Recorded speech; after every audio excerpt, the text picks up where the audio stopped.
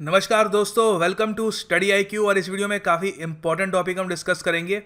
क्या north Korea के nuclear programme पर अंकुश लगने वाला है? रिसेंटली नॉर्थ कोरिया काफ़ी हद तक न्यूज़ में था चाइना की विजिट को लेकर। फिर डोनाल्ड ट्रंप भी किम जोंग उन से मिलना चाहते हैं। तो यहाँ पे हम डिस्कस करेंगे क्या सच में नॉर्थ कोरिया का जो न्यूक्लियर प्रोग्राम है वो अब बंद हो जाएगा, और इसका जो इम्पैक्ट होगा वो ईरान पर, पाकिस्तान पर, इंडिया पे कैसा होगा। जी हाँ, बिल्कुल, ये जो पूरी घटना है ये ईस्ट एशिया तक सीमित नहीं है। जो इसके इम्प्लीकेशन होंगे, जो इसका इम्पैक्ट होगा, ये साउथ एशिया और पैसिफिक ओशन के पार यूएसए में हर जगह महसूस किया जाएगा। तो एक बहुत ही बड़ी डेवलपमेंट है जियो पॉलिटिक्स में। तो अच्छे से इसको डिस्कस करेंगे और बहुत कुछ यहाँ पर जानेंगे। Let's start. और स्टडी आई क्यू के पेन ड्राइव और टैबलेट कोर्सेज अवेलेबल हैं इन सब एग्ज़ाम्स के लिए। SSC, bank, RBI grade B, UPSC के वेरियस एग्ज़ाम्स के लिए, प्री के लिए, मेंस के लिए, ऑप्शनल के लिए, हर टाइप के एग्ज़ाम के लिए हमारे पेन ड्राइव और टैबलेट कोर्सेज अवेलेबल हैं। आप studyIQ.com पर जा सकते हैं हमारे कोर्सेज खरीदने के लिए, या आप इन नंबर्स पे कॉल भी कर सकते हैं। अच्छा, पहले मैप में देख लो नॉर्थ कोरिया है कहाँ पर। आप देखोगे ये है चाइना यहाँ पर, ठीक है, और ये है यहाँ पे, ये है इंडिया। चाइना के बिल्कुल यहाँ पर ईस्टर्न साइड को आपको दिखेगा, ये है नॉर्थ कोरिया, इसके नीचे है साउथ कोरिया। आप नोटिस करोगे नॉर्थ कोरिया और साउथ कोरिया के पास में ये जो एरिया है ये है येलो सी, नीचे है ईस्ट चाइना सी, और फिर यहाँ पे है सी ऑफ जापान। हालांकि जापान इसको सी ऑफ जापान कहता है और पूरी दुनिया सी ऑफ जापान कहती है, मगर चाइना और नॉर्थ कोरिया इसको ईस्ट सी भी कहते हैं। खैर, मेन आपको ये याद रखना है कि ये जो एरिया है ये है ईस्ट एशिया, जहाँ पे इंडिया है ये है साउथ एशिया। अब देखो नॉर्थ कोरिया के बारे में काफ़ी फेमस यहाँ पर बात है, इनकी एक बहुत ही फेमस ये पीक है। देखो ये है नॉर्थ कोरिया की highest peak, Paektu mountain. Since North Korea news में बहुत ज़्यादा है, साउथ कोरिया भी न्यूज़ में बहुत ज़्यादा है, तो ये भी आपसे पूछ सकते हैं कि नॉर्थ कोरिया की हाईएस्ट पीक क्या है। तो ये एक एक्टिव वॉल्केनो है यहाँ पर, पिकातू माउंटेन, और इसके बीचों बीच एक लेक है। बहुत ही सुंदर एरिया है ये। इस लेक को कहते हैं हेवंस लेक। ये जो पीक है यहाँ पर, ये सिर्फ नॉर्थ कोरिया की हाईएस्ट पीक नहीं है, ये पूरे कोरियन पेनिनसुला की हाईएस्ट पीक है। ये थोड़ा आपको दिखा देता हूँ कोरियन पेनिनसुला से मेरा क्या मतलब है। नॉर्थ कोरिया आपने यहाँ पर देख लिया, ठीक है। उसके अलावा नॉर्थ कोरिया और साउथ कोरिया दोनों को अगर हम जोड़ कर देखें तो ये दोनों कंट्रीज मिलाकर ये बनाती है कोरियन पेनिनसुला, ठीक है। तो यहाँ पर जो पिकातू माउंटेन है ये कोरियन पेनिनसुला की हाईएस्ट पीक है। अब रिसेंटली ये खबर पूरी दुनिया में फैल गई थी। नॉर्थ कोरिया के जो सुप्रीम लीडर हैं किम जोंग उन, उन्होंने ये कहा कि उनका देश कमिटेड है कोरियन डी न्यूक्लियराइजेशन के लिए। इसका मतलब बेसिकली ये कह रहे हैं कि ये अपने न्यूक्लियर वेपन्स, अपना न्यूक्लियर प्रोग्राम त्यागने को तैयार हैं। ऑफ कोर्स कुछ कंडीशंस के साथ, अगर यूएसए भी इनकी कुछ बातें हैं वो मान ले। अब ये जो न्यूज़ थी ऑफ कोर्स ये काफ़ी पॉजिटिव न्यूज़ थी, क्योंकि नॉर्थ कोरिया को लेकर पूरी दुनिया में एक तरीके से एक टेंशन बनी हुई थी, क्योंकि इस कंट्री का व्यवहार क्या होने वाला है, ये किस तरीके से अपने न्यूक्लियर वेपन्स यूज़ करेंगे, इसका किसी को पता था नहीं। और ये भी कुछ लोग कह रहे थे कि नॉर्थ कोरिया की वजह से तीसरा विश्व युद्ध शुरू हो सकता है। तो सडनली जब नॉर्थ कोरिया ने इतनी पॉजिटिव बात कही तो सब लोगों ने इसको दिल खोल के वेलकम किया। यूनाइटेड नेशंस के जो चीफ हैं इस वक्त, एंटोनियो गुटारेस, इन्होंने भी इसको वेलकम किया और कहा कि अगर ऐसा होता है तो वर्ल्ड पीस के लिए एक काफ़ी अच्छी डेवलपमेंट होगी। अब ये जो शब्द है डी न्यूक्लियराइजेशन, इसका अर्थ क्या है? देखो प्रॉब्लम यही पाई जाती है कि जब हम इसका अर्थ निकालने की कोशिश करते हैं, क्योंकि नॉर्थ कोरिया कह तो रहा है कि हम डी न्यूक्लियराइज करेंगे खुद को, मगर इसका मीनिंग क्या है?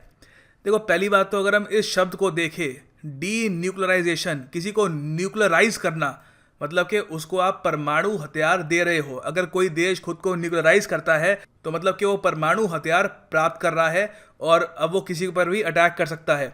डी न्यूक्लियराइजेशन का वैसे मतलब होना चाहिए कि अब उसके जो भी हथियार है, परमाणु हथियार है या परमाणु हथियार बनाने की जो क्षमता है, वो उस देश से छीन ली जाए। ऑलराइट।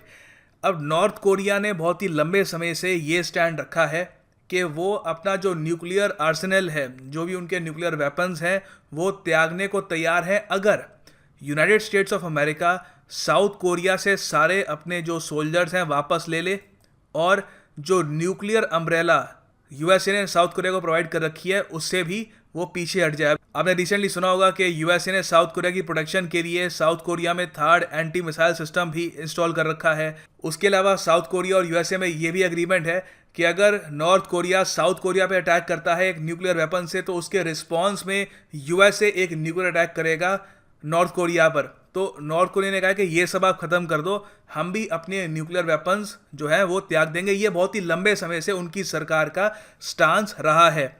ऑब्वियस सी बात है कि यूएसए ऐसा कभी नहीं करेगा और इसीलिए नॉर्थ कोरिया ने ये स्टांस रखा है। यूएसए ऐसा क्यों नहीं करेगा? क्योंकि चाइना को कंटेन करने के लिए, चाइना के खिलाफ अगर यूएसए का सबसे बढ़िया एक हथियार है वो है साउथ कोरिया। जापान भी आप कह सकते हो, मगर साउथ कोरिया जिस तरीके से पोजीशनड है, येलो सी के बहुत ज़्यादा करीब है, बेजिंग के बहुत करीब है, शंघाई के काफ़ी करीब, और वहाँ पे यूएस मिलिट्री बहुत ही बड़ी संख्या में डिप्यूटेड है, तो यूएसए के लिए काफ़ी आसानी होगी चाइना पे किसी भी तरीके का मिलिट्री प्रेशर बनाना आने वाले समय में। और इसीलिए यूएसए कभी भी साउथ कोरिया से अपनी मिलिट्री प्रेजेंस खत्म नहीं करेगा और ना ही नॉर्थ कोरिया अपने न्यूक्लियर वेपन्स को त्यागेगा। अब देखो, सिचुएशन यहाँ पे थोड़ी सी और कॉम्प्लिकेटेड हो जाती है, क्योंकि यूएसए ने ये डिमांड करी है कि पहले नॉर्थ कोरिया अपने सारे मिसाइल्स को डिस्ट्रॉय करेगा। उनके पास जो भी प्लूटोनियम को एनरिच करने के प्लांट्स है, बेसिकली जो नॉर्थ कोरिया के बॉम्ब्स है प्लूटोनियम बेस्ड है, प्लूटोनियम बेस्ड जो भी उनके रिएक्टर हैं या जिस तरीके से वो एनरिच करते हैं उसको डिस्ट्रॉय करेगा।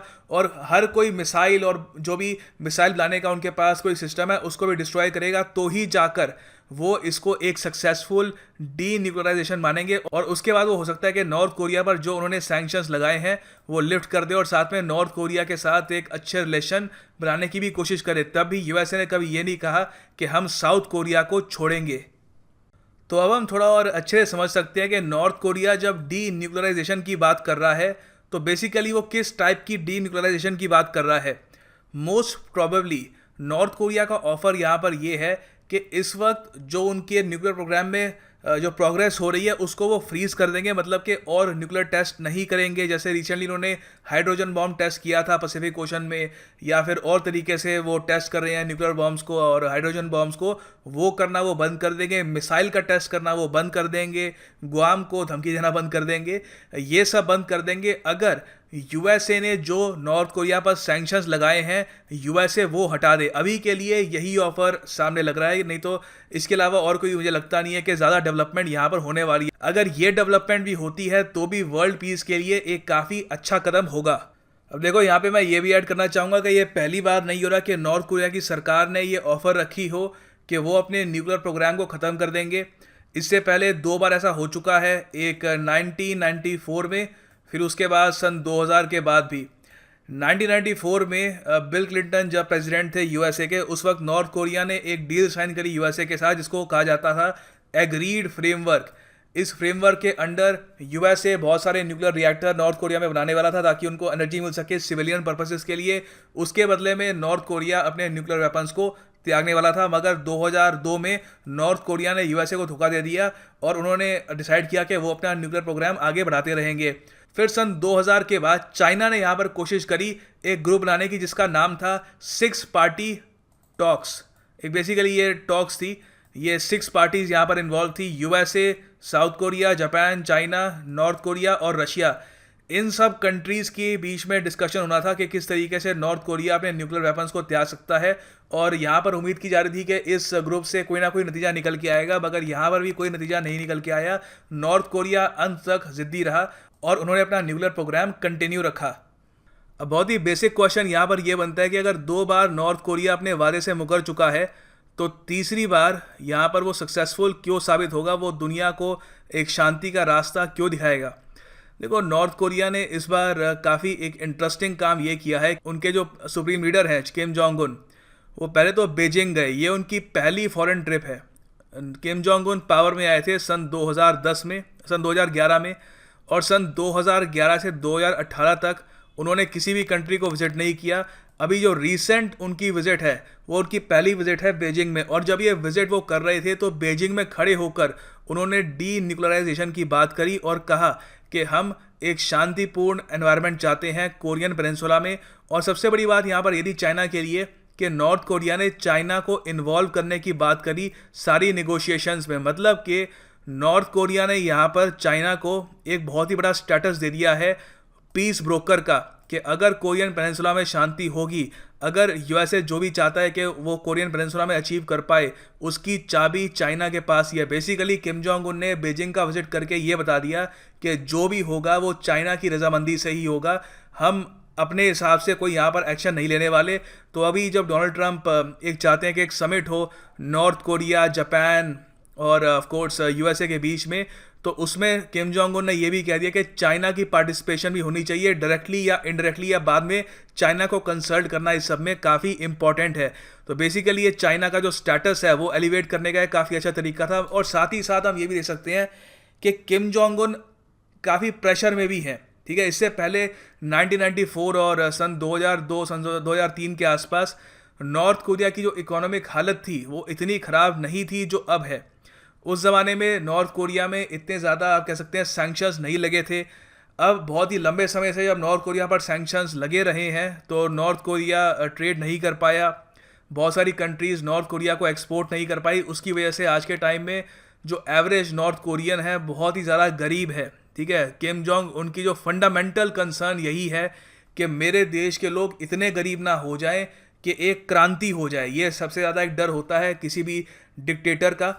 तो रिसेंटली काफ़ी रिपोर्ट्स आई थी, बहुत सारे रेप्यूटेड न्यूज़ आउटलेट्स ने रिपोर्ट किया था कि नॉर्थ कोरिया में मेडिकल सप्लाईज की कमी है, फूड की शॉर्टेज है, बहुत सारे लोग वहाँ पे भूख से मर रहे हैं और काफ़ी जगह वहाँ पे सूखा भी हो गया है। और चाइना उनको बस मिनिमम एड प्रोवाइड कर रहा है ताकि जो उनकी सिटी है, जैसे फॉर एग्जांपल प्योंगयांग या और कोई छोड़िए उनकी सिटीज़ हैं, वहाँ पर कुछ हद तक एक कंट्रोल बना रहे। बाकी जो रूरल नॉर्थ कोरिया है वहाँ पे हालत बहुत ही ज़्यादा ख़राब है और ये एक क्रांति का रूप ही ले सकती है। और इसी को अवॉइड करने के लिए शायद किम जोंग उन अब यूएसए से बात करने को तैयार है, वो कुछ कंसेशंस देने को तैयार हैं, कुछ फ्लेक्सिबिलिटी दिखाने को तैयार हैं।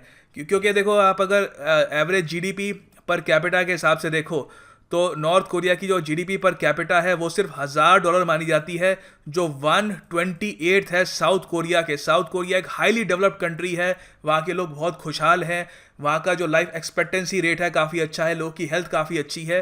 तो जब नॉर्थ कोरिया के लोगों को कहीं ना कहीं से इन्फॉर्मेशन मिलती हुई कि साउथ कोरिया में हालत इतनी अच्छी है, तो उनके माइंड में ये भी आ सकता है कि शायद हमारे लीडर्स में ही प्रॉब्लम है, अगर हम तख्ता पलट कर लें तो सब कुछ ठीक हो जाएगा। अब यहाँ पर इंडिया का स्टैंड क्या है? देखो, इंडिया ने दिल खोल के वेलकम किया है यूएसए और नॉर्थ कोरिया की टॉक्स को। और इंडिया ने यहाँ पर यह भी कहा है कि अगर नॉर्थ कोरिया डीन्यूक्लियराइजेशन करता है तो वो पूरी दुनिया के लिए काफ़ी अच्छा होगा। अब देखो, यहाँ पर इंडिया के लिए सबसे बढ़िया प्रोस्पेक्ट ये हो सकता है कि नॉर्थ कोरिया अपने न्यूक्लियर वेपन्स प्रोग्राम को फ्रीज कर दे। अब ध्यान से सुनना, जब नॉर्थ कोरिया अपने प्रोग्राम को फ्रीज करेगा तो सीधी सी बात है, नॉर्थ कोरिया सिर्फ बोले नहीं वाला कि हमने अपना न्यूक्लियर प्रोग्राम रोक दिया और बाकी सारी कंट्रीज कहेंगी चलो रोक दिया, बहुत बढ़िया काम कर दिया। ये एक प्रोसेस से होगा। नॉर्थ कोरिया कहेगा हम अपना न्यूक्लियर प्रोग्राम रोक रहे हैं, आप अपने जो भी आपको इंस्पेक्टर भेजने हैं या कोई आपको एजेंट भेजने हैं वो हमारे न्यूक्लियर रिएक्टर टेस्ट कर सकते हैं, हमारे मिसाइल प्रोग्राम को टेस्ट कर सकते हैं, कोई भी प्रोग्रेस हम इस वक्त नहीं कर रहे। अब जब ये हो रहा होगा तो उम्मीद इंडिया की ये है कि बहुत सारे पाकिस्तान से कनेक्शन मिलेंगे इस पूरी खोज में, क्योंकि इंडिया बहुत ही लंबे समय से ये मानता है कि पाकिस्तान और नॉर्थ कोरिया ने बहुत सारे न्यूक्लियर सीक्रेट शेयर किए हैं।